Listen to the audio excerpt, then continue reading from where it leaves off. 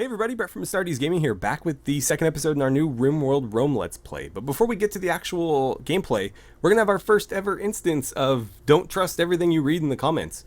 So, the first episode of this series was just an absolute mess in terms of people offering up little historical facts in the comments that actually have no basis in reality. So, I'm going to take a little bit of time at the beginning of this episode to debunk several of them, or at least a couple of them. And then we'll get to the actual game. I will try to remember to put a timestamp in so you guys can just skip this, and I'll try to do it in the comments too, so you can literally just click it if you're not interested. Right, so fortunately, the most egregious example is actually the top comment on the video, so pretty easy to find. Slight little aside here, I don't mean to do this to like put anybody on blast. I just don't like people passing off misinformation as fact in my comment section. I know it happens everywhere on YouTube, but you know, this is like my one little slice of the world that I can actually do something about. So I will try to again fix that here at least, so that we're not spreading Facebook myths and things like that, or younger audience members aren't taking this as like a history lesson and going through the rest of their lives believing something that is, you know, completely not true. So, the first is my pronunciation of the word scudum, as I said it. And, well, it turns out they're offering up an equally incorrect way to pronounce it. So, the reason I say scudum is because if you were to look at this word just as an English speaker, like I am natively, that's how you would say that. It's scutum. There's no indication that either of those U's would be a long U sound. And it turns out that the pronunciation they're offering up is equally incorrect, which is pretty typical of people trying to correct pronunciation, because anybody who knows the real pronunciation and history of a lot of these words knows that they're butchered all the time and is probably just given up. So let's actually look at how we pronounce that word. It turns out if you just Google it, Google will give you the correct pronunciation right away, so this is a pretty easy one to debunk. It's actually pronounced scutum.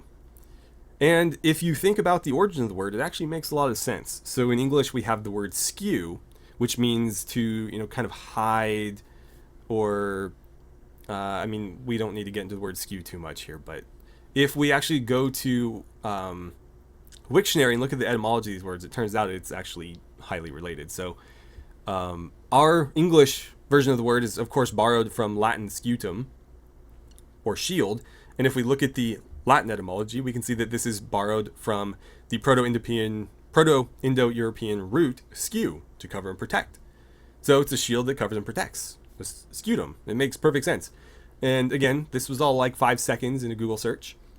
So if we were trying to pronounce this as close to authentic as we could, we would say scutum, of course. But I have been reading these words in books and things of that nature, reports, history reports, well before I ever heard them spoken. It's not often that something like scutum comes up in a everyday conversation. So in my head, I've always pronounced it that way.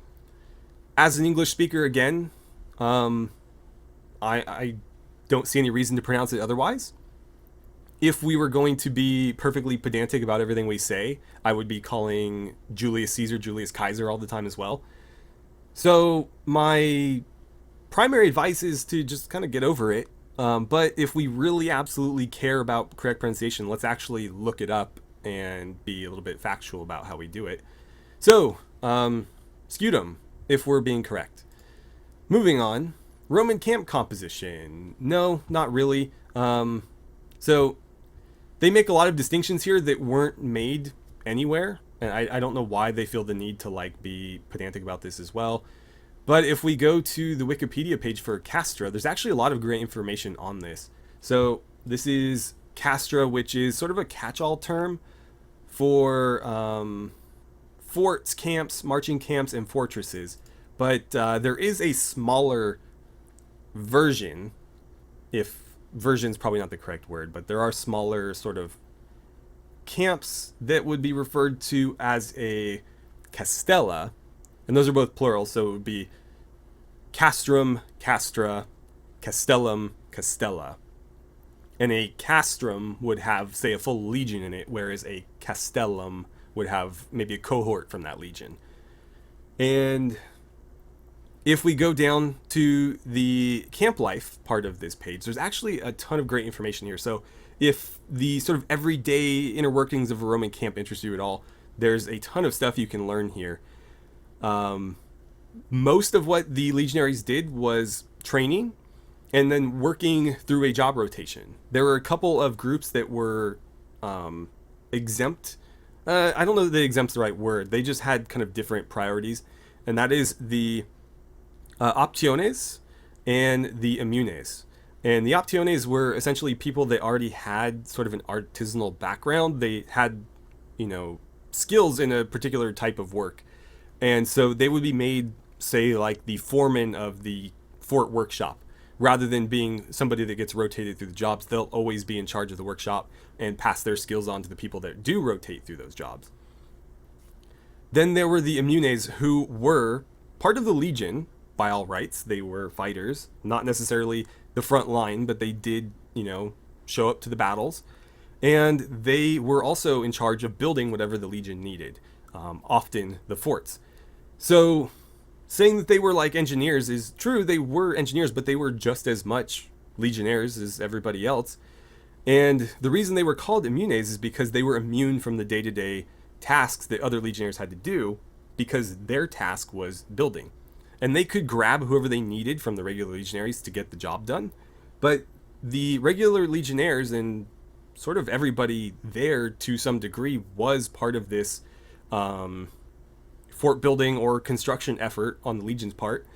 And that's not just true of Roman military installations, but Roman road building as well. The legions were essentially soldiers first, construction workers second. And the reason for that is because the Romans did not trust idle armies. If an army was sitting around, the Romans thought that they were essentially plotting rebellion or getting up to no good. So if they weren't actively on campaign, they were doing something in the field of construction, often road building, but it could be mining operations as well. Not necessarily the actual mining work. Often it was the building of a mine or something, or it could be the building of an aqueduct. But the legionaries were essentially the first force that was called on when they needed skilled construction work done. And so, again, I think these distinctions are kind of irrelevant here. Auxiliaries could be present, but more often I think they would have their own castellum, because the Romans historically didn't trust their auxiliaries very well. There are examples of Julius Caesar actually disguising his legionnaires as cavalry when meeting with tribal leaders or enemy forces, because he did not want people to know that the majority or all of his cavalry was actually like Celtic auxiliaries. And he didn't trust either party, the opposing tribes or his Celtic auxiliaries, to not try to take advantage of that. So often, they might be in their own thing, but they could potentially be in the fort. And then slaves actually would very likely not be present in any Roman fort. So if we go back to the Castra page here, you can search this page and you will never find a single mention of a slave, because they didn't keep them in forts. There are a lot of reasons why, and I'll mention a couple here. The first is that they were valuable commodities. You typically don't keep valuable commodities in a military installation unless it is of primary importance to that military installation. So more commonly what would happen is the Romans, when they take their slaves after a battle, would turn around and immediately sell them to slave merchants that were actually following the army, because the Romans won a lot of the time, especially if you're fighting smaller battles. And so it made a lot of sense for these people to just accompany the army and then, purchase the slaves. Or if that was too dangerous, they would be carted back to the nearest Roman, civilization, not actual military fort, but like a town, and they would be sold at auction there. Again, they're valuable commodities, and the average person is, probably not going to be essential to Roman fort operations. If you're just, enslaving a random tribesman, probably better off sending them back to do farm work, because that's what they're used to. That's what they're skilled at. They're also kind of a liability, because you do need to at least give them very basic necessities. Even if you're not treating them humanely, you have to feed them to keep them alive. And if these are, hostels that you're enslaving, they probably don't want to be there. You're going to have to watch them if you want to keep them there. So now you have manpower being wasted on watching slaves. Or worse, if their friends are trying to attack your fort, they're probably pretty keen on opening that gate for them. And so they become a security risk as well. So generally, slaves, not a good idea to keep in a military fort. Instead, they would get taken back, sold off. Generally, they would be sort of allocated to individual soldiers as spoils of war, and then sold on behalf of that soldier, and the soldier would get the money. The Roman Empire itself, the actual governmental body, didn't profit all that much from the selling of these slaves. It was generally more individuals that would profit. So that's a discussion on that. They also have some really cool information on Roman field hospitals in these forts, which were actually almost the contemporary equivalent of a medical school back in those days. People would actually learn Roman medical knowledge by working in these places. So moving on. Then we have the Gauls love their Teutonic forests. So this is where things really start going sideways. The Teutonic forest isn't a thing. What they're actually referring to here is Teutoburg forest. And the Gauls never had anything to do with Teutoburg forest.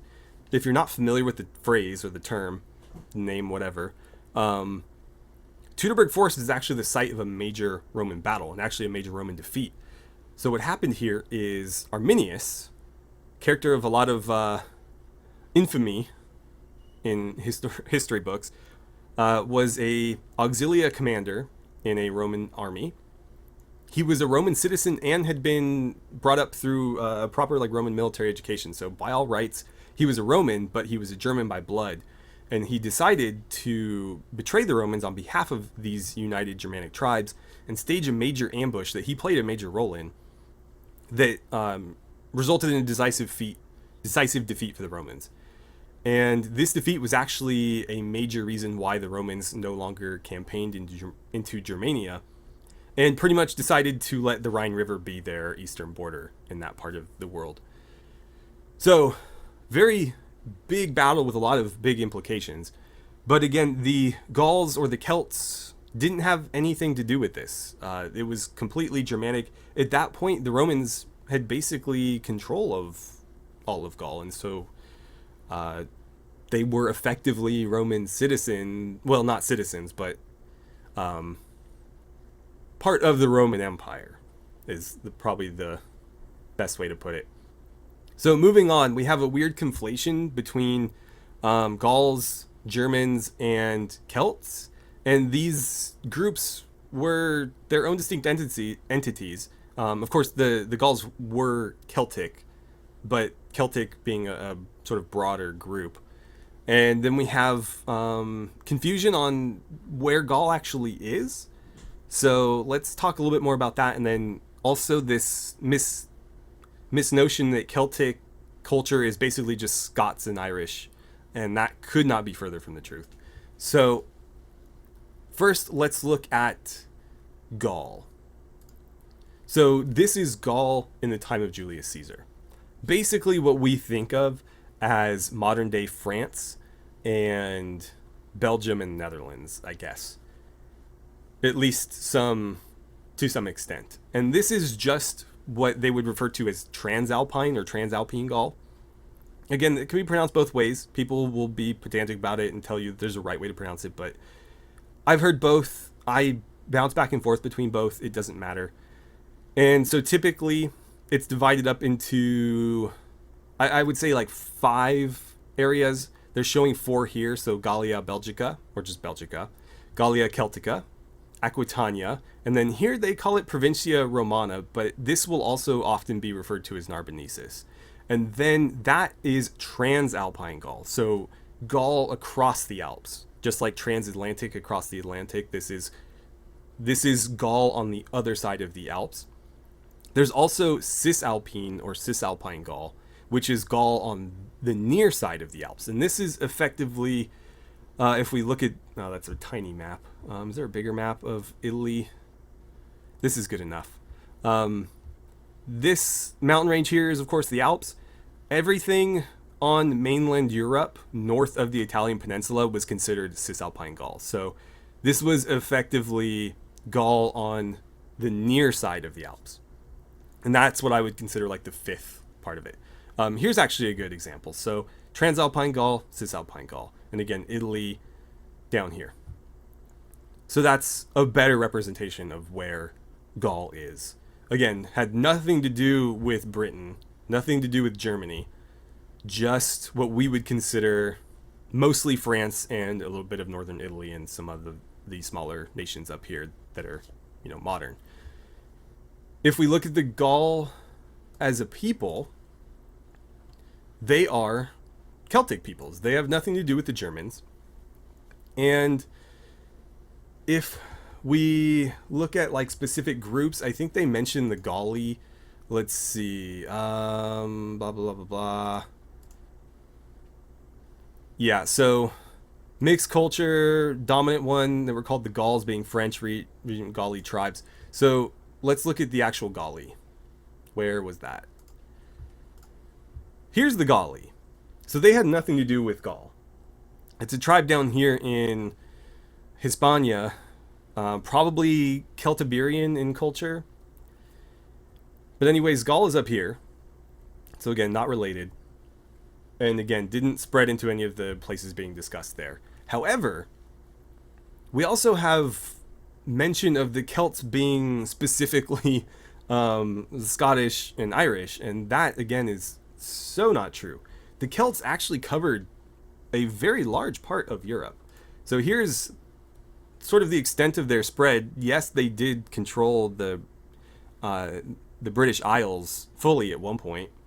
But we also have, Celtic culture all through Gaul into some parts of Germania and whatnot, but even as far as like Eastern Europe.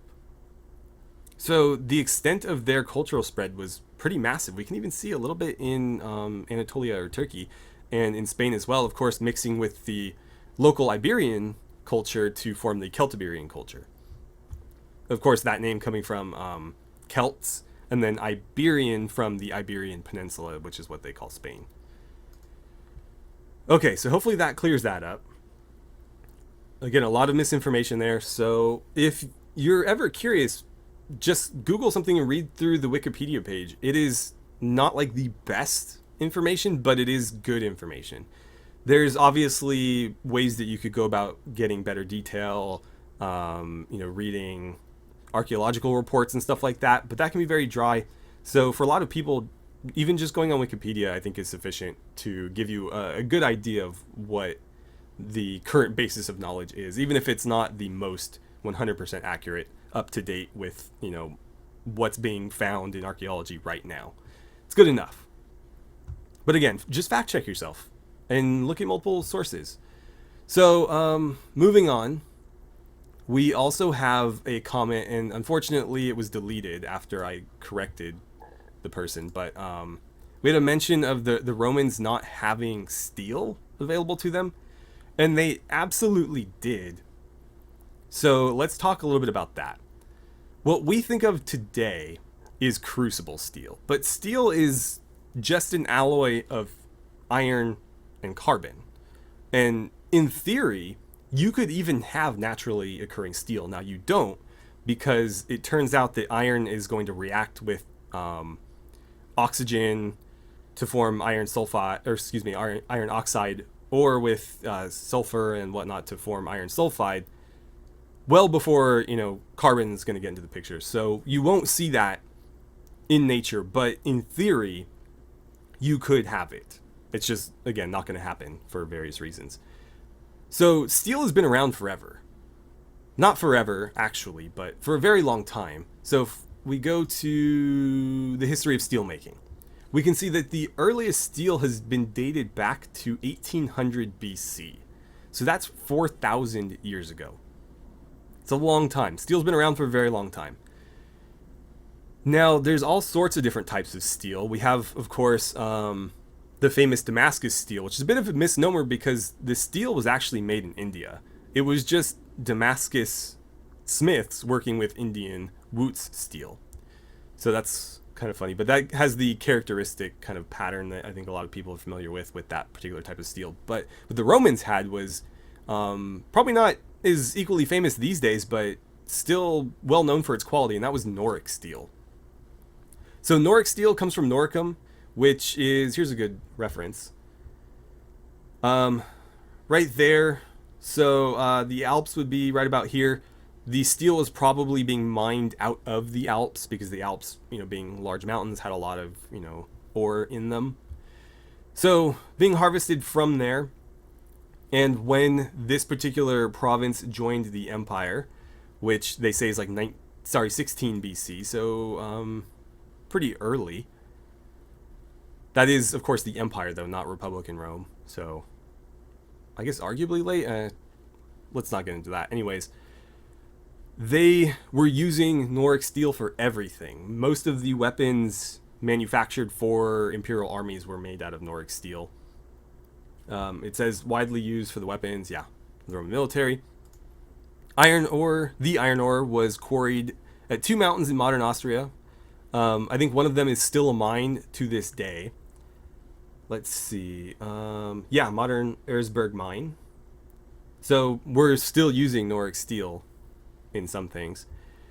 And again, this has been used since 300 BC. So this Noric steel existed before it ever became part of the Roman Empire. So we know that they were producing this steel well before that. Which means that, of course, when the Romans absorbed it, they were definitely taking advantage of that steel. So they absolutely had steel, and pretty good quality steel by all accounts. And this is just one of many iron mines that the Romans had access to. There was massive iron mines in Spain. I believe when they conquered Dacia, there was also large iron mines there. Of course, in the British Isles, there was sources of different materials. And one of the reasons that the Romans had such an advantage over the various Celtic groups is because of these mines and, of course, their engineering to take full advantage of them.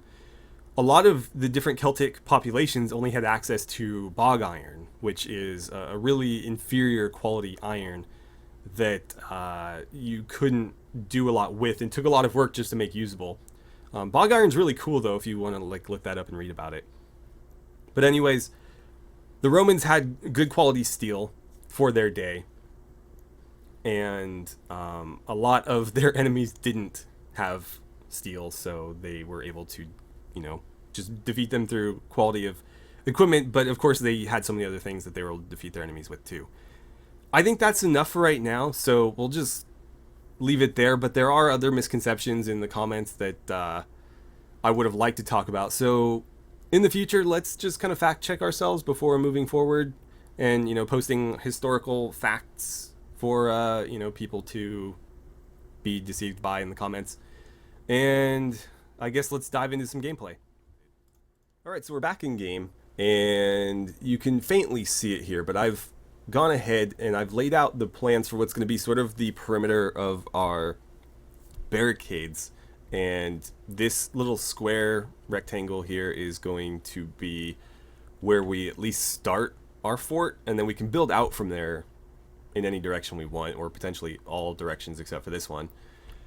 But that's where I think is probably the most defensible position. One side is going to be up against water, though we might discuss this a little bit more later. This water is traversable, both the dark water here and this very light water. The only water that's not traversable is this very blue water here. So if we want to make this more defensible, we'll need to potentially terraform, either build a little bit of a land bridge out that we can wall off this shallower water, or we can try to bring the deeper water in toward the shore.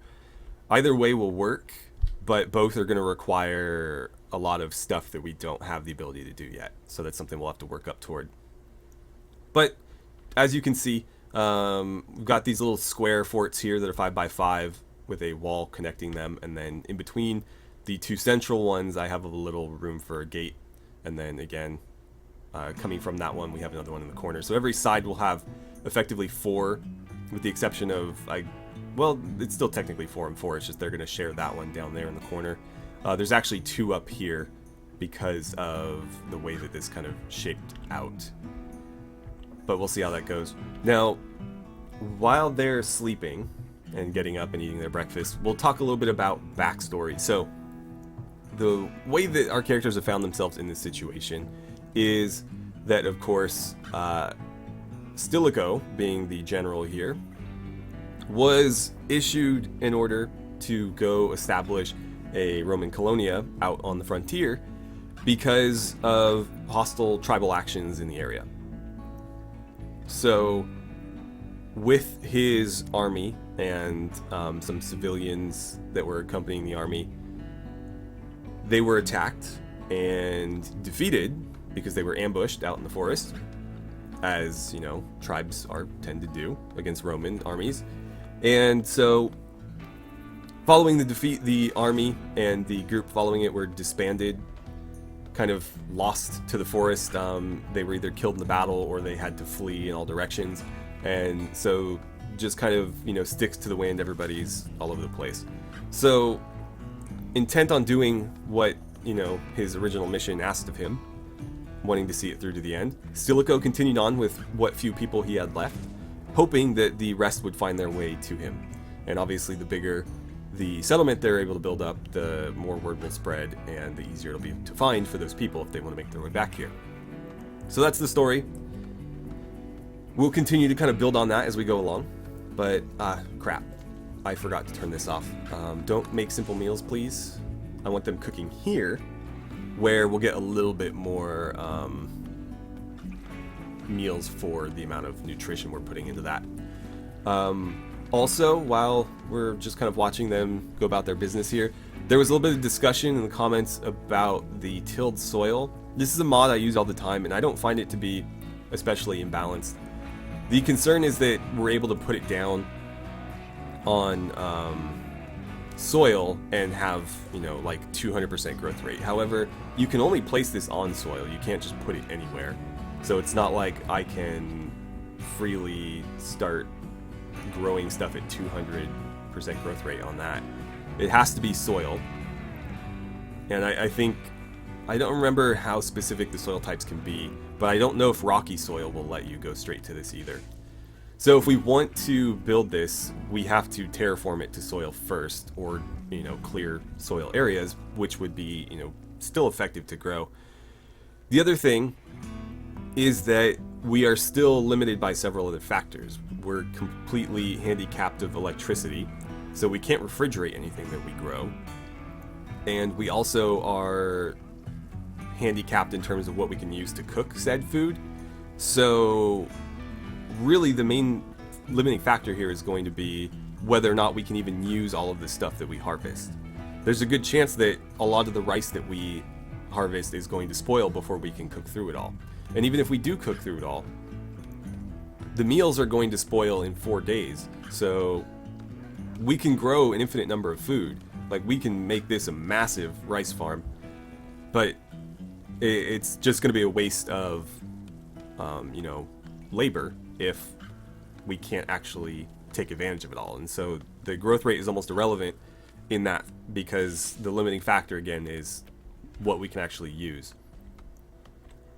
The reason I like having the really high growth rate is because it allows us to more easily recover from things that the game likes to throw at you, that in a technology kind of absent playthrough like this, where I don't have a refrigerator, I don't have like the ability to make myself independent from, like, sunlight, for example. I can't put down a sun lamp and just grow stuff indoors. So if there's an eclipse, we can't grow food for however long the eclipse is. Therefore, having something like this that gives us like a 200% growth rate is really nice, because if we get hit with something like that, whenever we're able to start growing again, we'll be able to recover relatively quickly. If we get hit with a blight and it wipes out all of our crops, we can get another rice harvest within about a week. So people will starve for a little while, but not long enough to actually die. And again, in a playthrough like this, where I'm deliberately handicapping myself in so many other ways, I think it makes a lot of sense to have something like this to be just a little bit of a fail-safe where we have otherwise none.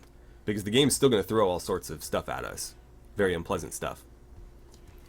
And since I can't store extra food in a refrigerator, I need another way to combat that, and having tilled soil is a great way to do it.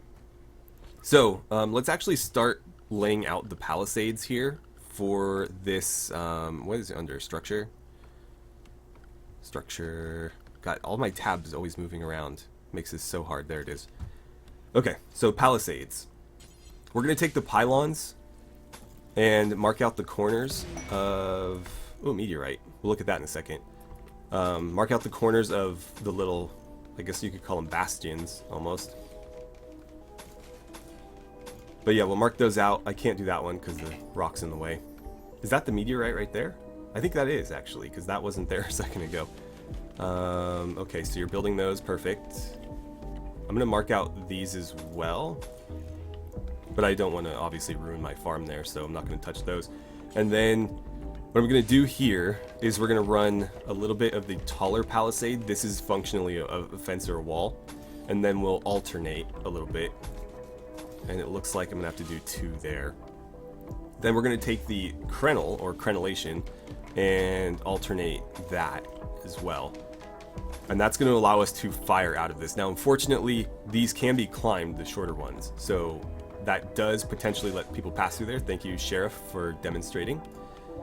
So it is a liability, but it's also going to allow us to, again, attack out of this, which is important. If we can't actually fire out of this, then it's basically just a wall, which is fine.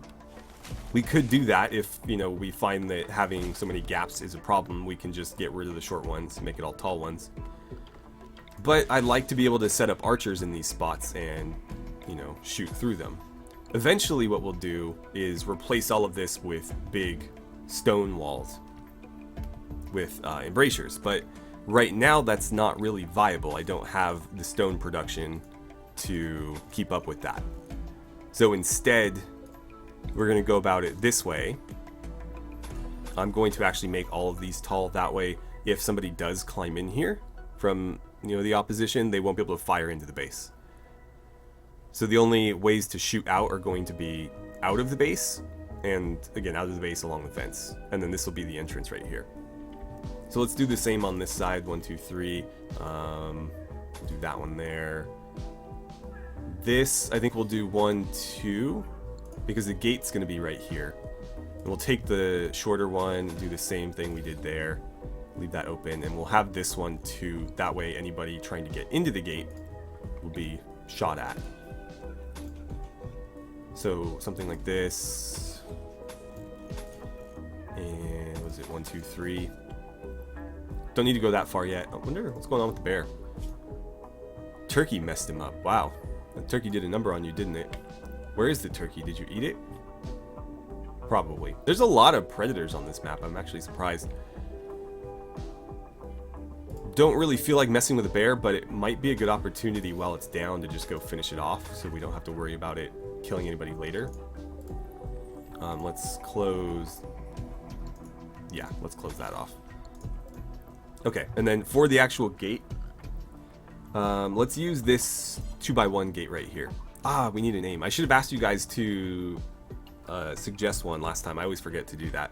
I'll do something fairly generic right now, and you guys can submit suggestions in the comments of this video. And I'm pretty sure I can go into the dev tools and change it later. So I'll try to remember to do that. What should our faction be called? We're going to be the Roman Expedition. And again, feel free to suggest a better one than that. What should this settlement be called? We're just going to call it Stilicho's Fort, I guess. But again, that will probably change. Okay. So we're building. Unfortunately, Stilicho can't help us build because he's doing our research, which is arguably more important right now anyways. And then Constantine is not going to be cutting stone because he's also helping us build. So that's going to slow down our production a little bit. Also, to prevent plants from growing in here and blocking us from actually using these crenellations, I'm going to cut this stuff down. That bear is very active, making me very concerned. We'll cut that stuff down. Let's just verify what we already know. Yeah. And we'll put some sort of floor down. Now, I'd like to do, like, historically what you'd find here is probably just like really hard packed dirt. And there is packed dirt here, but I don't know if stuff will still be able to grow on this packed dirt. I also don't think that this mod works anymore. Yeah. So the terraform mod is broken. I'll have to try to fix it, but even still I don't know if that would do what we want it to do. There's no tooltip, so we'll have to work with something else. Let's see.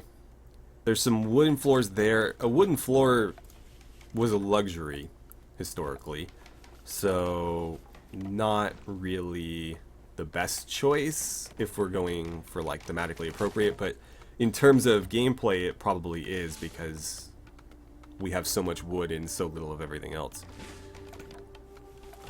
RimKia had some decent ones. We could do like these dark planks. That might work. I don't know what else we would use. Like stone is going to be just too costly right now. Although that would probably look better. We could do like gravel or pebbles.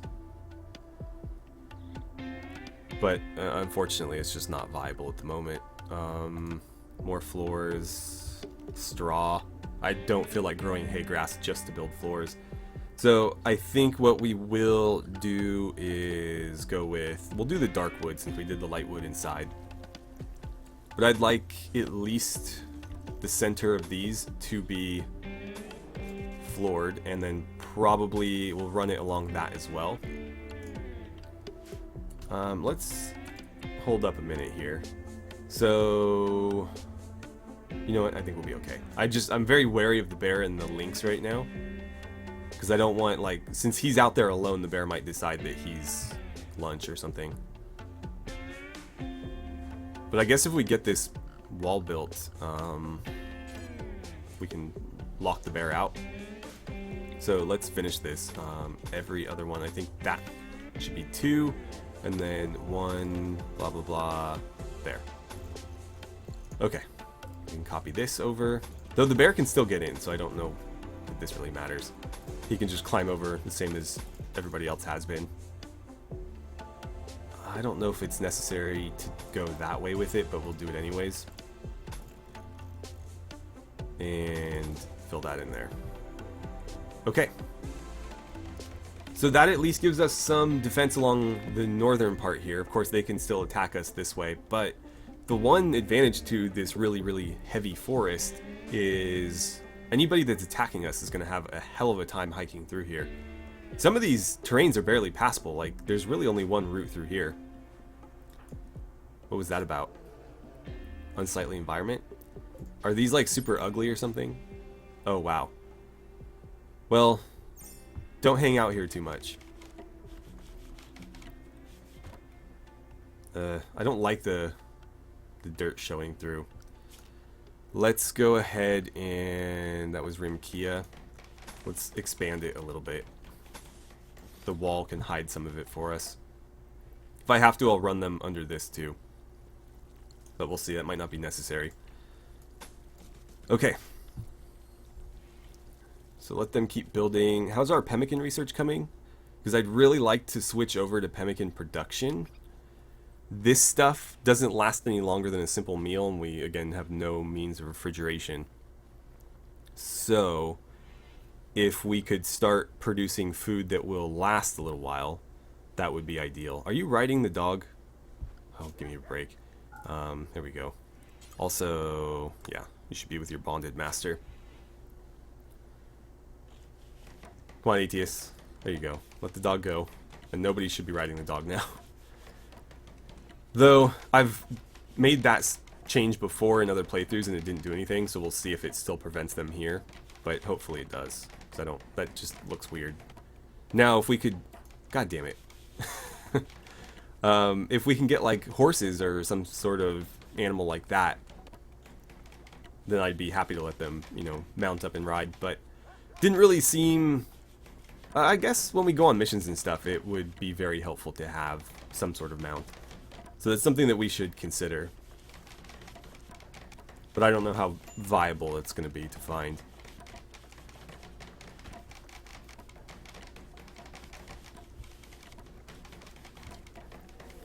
So another thing I'd like to do, well, something that's going to be necessary if we're going to use these defenses properly is we're going to have to cut down the forest to a certain range out beyond there. And of course, the trees and, you know, stuff will grow back after a while, but we can just constantly cut it down. Once we clean cut it, it'll be pretty slow and it shouldn't be that hard to maintain.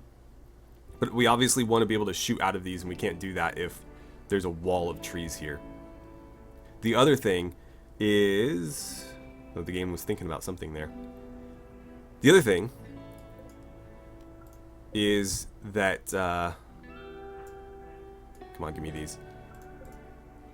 If we want to prevent stuff from climbing through these crenellations, one thing that we could do is either put traps in them, so a spike trap, like here and there and there.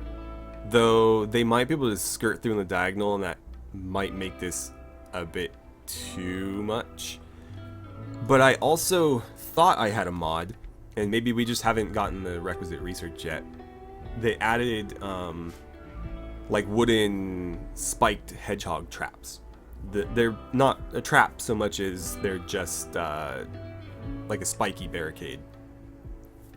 And so running those along the front here would... I don't remember if they're traversable or not, but if they are, they would still deal damage to anyone climbing through. If they're not, then that would form the barricade that we can just shoot over from the crenellation. So that would be obviously an ideal situation. Then we don't have to worry about people climbing in. But we can still fire out. I'm pretty pleased with this though. They made really good headway for what was like, what, a day or two? So we'll keep that going, and again, I'm going to build another one out here. I guess I can ask them to start doing the corner pillars at least. So let's get these down. Whoops. Okay. 2, 3, 4. God, I keep misclicking. And 1, 2, 3, 4. Might have to do something similar to what I discussed up here as well, if we want to keep them from just going in the water around the wall. It's going to really slow them down. It's 30% walk speed, so if they do go that way, we can just light them up, or literally station people on the bank waiting for them. But they'll be really vulnerable to archers and stuff because they're going to be moving so slow. So that's one benefit, even if they can get around. But obviously it would be better if they just couldn't and they had to use the gate or try to break through the wall. That is where it should be. So let's add some wall in there. Then every other. That didn't work out right. So that one, that one. Did this just measure out better? It looks like it did. Okay. Then we'll go here. And again, 1, 2, 3. Good, that didn't misclick. Sometimes when the game stutters like that, it's because it's loading something. But it tends to sort of delay whatever you were trying to do with the mouse. I shouldn't have closed that off. Whoops. And so I'll find that I placed a wall like off somewhere where I didn't intend to. So we want one there, we want one there, and that's about it. So actually, no, it's not. Over here, we want those. Now if we grab the little guy, we can fill in the rest and let them get to it.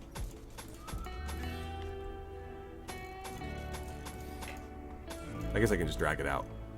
I don't know why I was doing it the slow way.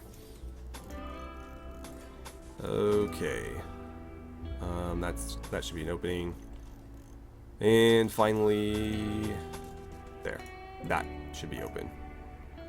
Did we leave an opening here too? Okay, good.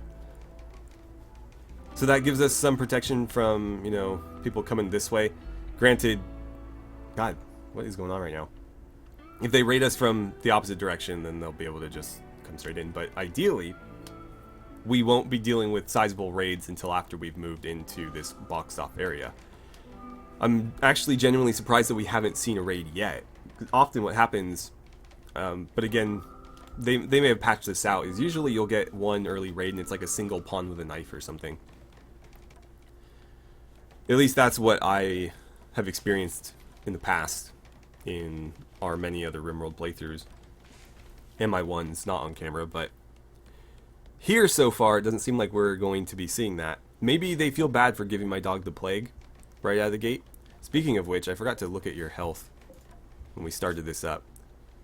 I guess it's gone. I mean, we were pretty close to immunity at the end of last episode, so it makes sense that it's gone at this point. Let's see. Mine that out so we can fill it properly. And I'm going to grab our wooden floors as well. We'll put them in here, at least where we can. I'll order it up here too. Since everything they're building is with wood, it should all get done relatively quick because they'll just bring a pile over here and drop it wherever it needs to go. Let's actually bring that out to there. And I'm going to grab the gate, if my mouse will let me, and we'll put in a gate right there. I'm pretty pleased with that.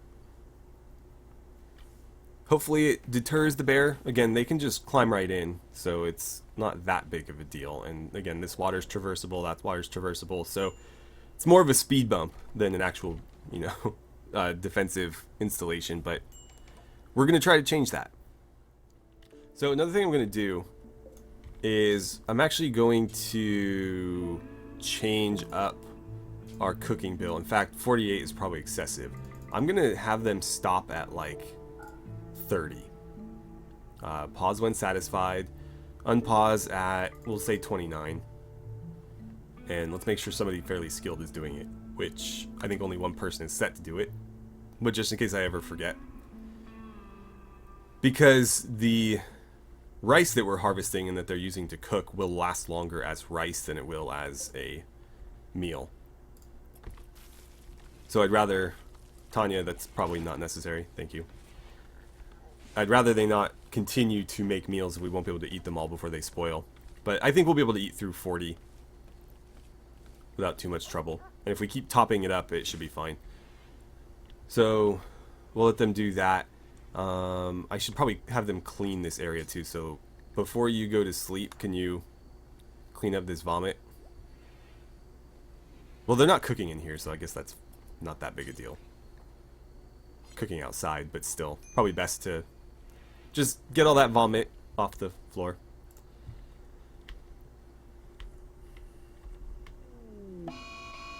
Oh no, we have a mad rat coming after us. We'll mark that for hunting and see what happens. Maybe I don't think I can release you yet. Because if I can just stick the dog on it, that would be ideal. Though the dog will probably get its eyes pecked out or something ridiculous. Stilico, do you want to go kill this thing? It looks like the weapon loadouts are working, so he... Or did I remember to switch these? I meant to make the Pila their primary weapon. Nice stun right out of the gate. Alright, there we go. Go ahead and finish it. Prioritize hunting so you can just slit its little mouse throat, rat throat, and then we'll dump it in the old stockpile there. Why are you moving so slow? Oh, because you're really food poisoned. God, I was worried like you took an injury there even though it didn't look like it. But yeah, he's just really sick. Had I known that, I would have had somebody else do it. But yeah, off you go. Oh, he did have it, so I did remember. Yeah, so their Pila are their primary weapons, but it looks like they will switch to the Gladius as soon as I ask them to fight in melee, so that's great. That's exactly what I was hoping for.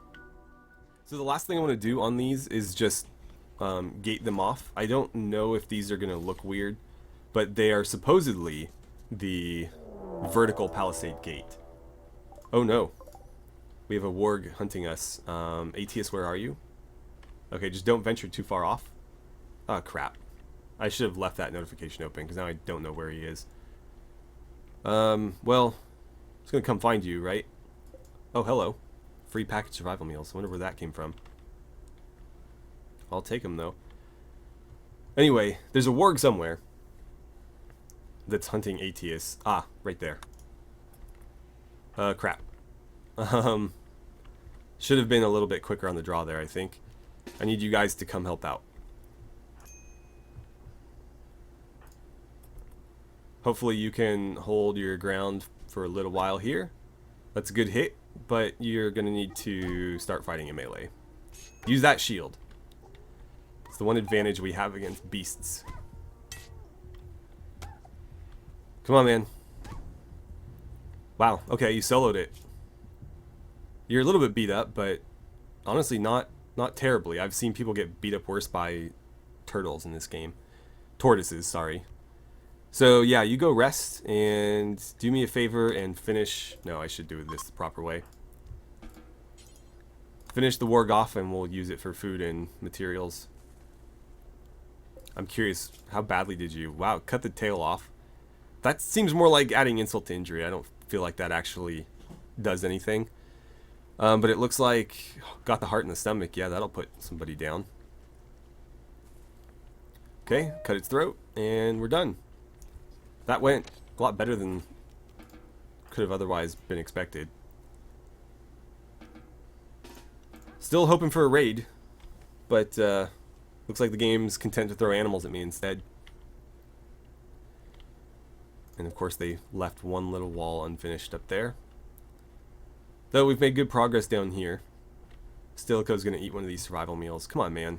I should have made it so they couldn't do that. Oh well. I think I will... How many days? 2.4 until that's gonna spoil. If we can finish our research... No, don't do that. If we can finish our research before this spoils, we can turn it into pemmican, and I'd like to do that. So, hopefully, Stilico will come down here and handle it. ATS, did you get treated? You did. Not very well, but at least you got treated. And you're botching harvest down here. Come on, you're supposed to be like an herbalist and a medicine woman. Can't be messing up basic farming. Okay, there's our little gate. It looks fine. Ah, right, I forgot. I'm probably going to need to change the settings on that map rendering thing. I like to keep... it basically takes a screenshot of the entire map and we can track the progress of this playthrough as we go along. But I don't need it done like every... I don't know how often it is right now, but it seems a bit premature. God, so many animals hunting us. Okay, so he's going after... you? Well, give me... you 3. And where's Loka? Up there. Yeah, give me you 3. You should be enough to fight off a wolf, especially if ATS can solo a warg. Stilico looks like he's moving a little bit better. Alright, hold your ground. Let the Pila fly. Oh, I don't even think you got it off. So, melee attack. Okay. Do we want to save an Arctic wolf? Probably not. It's really cut up. Interesting. So they do actually like punch with the shields. But yeah, it's bleeding pretty bad and it's gonna move really slow, missing a paw. So we're just gonna finish it. Sorry, I know people want me to rescue all the animals I come across, but whoop, I just don't think it's really a good idea here. And I think with that, we'll go ahead and call it a day. Hopefully we can finish that research soon and turn, again, the warg and the wolf. Whoa, whoa, whoa. I need you hauling that, bud. Oh, there's nowhere to put it. Alright, fine. Wow. What is it with animals? Manhunter pig. Oh, man, that's great. Oh, that's... Oh, is that slate? It is. That's slate mosaic. We'll try to harvest that. And slate walls, too. Yeah. I love the way this floor looks. So we'll try to take advantage of that existing, because we can't get slate anywhere else on this map. So, I might try to keep the pig alive. Granted, without a male, we can't breed them, so it might just be better off as food. But since it can graze, it's not as much of an issue as, say, a wolf that's going to be sharing food with us. Holy hell. Where are all these animal corpses? Whoops. Who's been killing all these animals? Let's see. It looks like a wolf killed this one. No, I think this warg killed that warg. And then this wolf killed that warg. And then the wolf died. Or maybe there was 2 wolves? I don't know, but we'll try to collect those corpses if we can. Being safe, of course. I thought that was another pig. I was like, oh, we can tame that one, but it's just a bush or tree. Never mind. Alright, we'll leave it there for today. And again, hopefully we can get that research done so that we can start turning this stuff into pemmican, which will last longer. I will probably keep them from eating the pemmican as long as we possibly can, so take it out of their food assignment. In fact, let's do that now before I forget. So, I think they're all set to lavish right now, so we're just going to say no packaged survival meals and no pemmican. That stuff can be stored for when we need it later. In the meantime, we'll just keep producing the rice slop meals here, and they can eat that, or the berries that we get, but the pemmican we can save and use that as our food reserve. So anyways, thank you guys so much for watching. I had a great time playing some RimWorld with you. Hopefully you enjoyed that little history lesson at the beginning. If not, again, I'll try to put a timestamp in so that you guys can skip it. And I look forward to seeing you guys back here for the next episode.